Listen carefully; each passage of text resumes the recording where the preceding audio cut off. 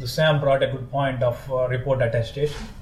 So what do you think about that, and how do you see the people, what kind of activities they are doing in that area? It's becoming a requirement to have attestation for the largest institutions of their CCAR reports. And often what institutions seem to be designing is a typical pyramid of collecting signatures and sign-offs to say, I followed the process is adequately controlled, and you can rely on the numbers I provided, which is great. But if I think, I have a background doing SOX work, and I think about the first time someone was asked to sign something, they're very nervous about doing it. The sixth time you ask them to sign it, they sign it with maybe not quite as much thought and consideration. It becomes a bit more business as usual. I think one of the real values that we can provide is we can combine the collecting of the signatures and the sign-offs to say, yes, I followed the process is appropriate, and combine that with the actual data governance scores and the data quality scores and the results of the FedEdit checks. So a signature is supported with, I signed it, but now I have detail and fact-based evidence supporting whether or not that signature was appropriate. Well, the signature was appropriate, but here are the limitations or some of the errors that we're aware of in our process or in the data that we're submitting. Because at times that's going to happen. I think it makes it a much more powerful attestation. I think it means it has a lot more substance, and a lot more credibility if you combine the signature with an actual score or result from the data that you're submitting. Do you see those things about the reports attestation process and certification process? Yeah, and that's also one of the things I would say is not, like so many things, not just common to banks, but that we see in a lot of other organizations as well. Yeah, that's what drives trust in the organization. Like if you look at the report, that's why a lot of organizations put actually a stamp or a logo on the report, so that when it goes out, people know right away that it's backed by the data authority, and it can be, it's fit for purpose and so on. So I think that's one of the biggest, end goals, I would say, establishing that trust. When I read the BCBS239 principles, one of the things that, one of the statements or expectations that stood out to me is, it doesn't expect that your data is going to be perfect, but it does expect that the person that's receiving that information is aware of limitations in the data or information they're receiving. And so I think having this ability to have an attestation or a certification with, here are the limitations, it really meets the intent of the BCBS 239 principles. It's quite an advanced capability, but with an enabling technology like Collibra, it becomes relatively straightforward to achieve.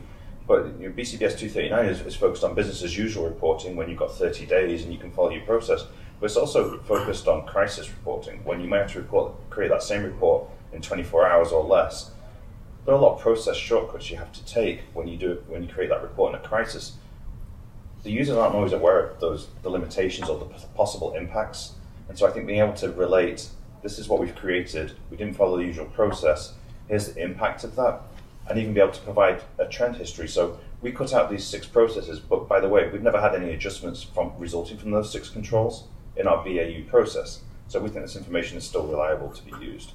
That's a lot of rich information about the reliability of a report that a lot of organizations struggle with, but really gets to the heart of what BCBS 239 is about. So one thing in that reporting certification area is the manual touch points. There's a lot of manual touch points, the consolidation of the report. Do you see the clients looking for tracking that kind of information in Collibra? Yeah, I think that's key. That's what needs to be shown in the lineage. Where are the controls? Where are they not adequate yet? Where are the validations lacking? Where do we not have data quality? That's what they want to see in the lineage. A high level, but that's what they want to see. Yeah, because I think that's also one of the points that a lot of people forget about when they're talking about lineage. Especially if you look at it from a technical perspective, they're very focused on it went from system to system and here's what happened as it moved along the lines. But when it comes down to it, and as Simon had mentioned, when you look at it from the regulatory point of view, they're honing in on your processes and where are those manual touch points, because that's probably where there's going to be the most risk of a problem occurring. When you think about the BCBS principles that focus on IT and architecture, data, and then reporting, the data piece is really where data is moving through pipes. And there are usually systematic controls around what comes in, reconciles to what comes out. There may be some kind of transformations going on, there may not be. So it's either the same amount, but there are checks there.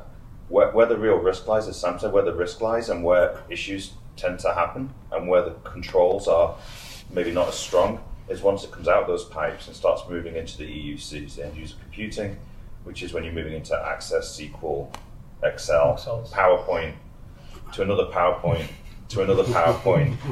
That's where you really, the risk of fat finger becomes really high, and how are you going to control that? And so that's where I see you use a risk-based approach, identify those key manual steps, and then determine how you're going to control them. Thank you guys. Thanks for joining me in today's panel discussion. It was very helpful. Very interesting. Very interesting. Thank you. Thank you. Thanks.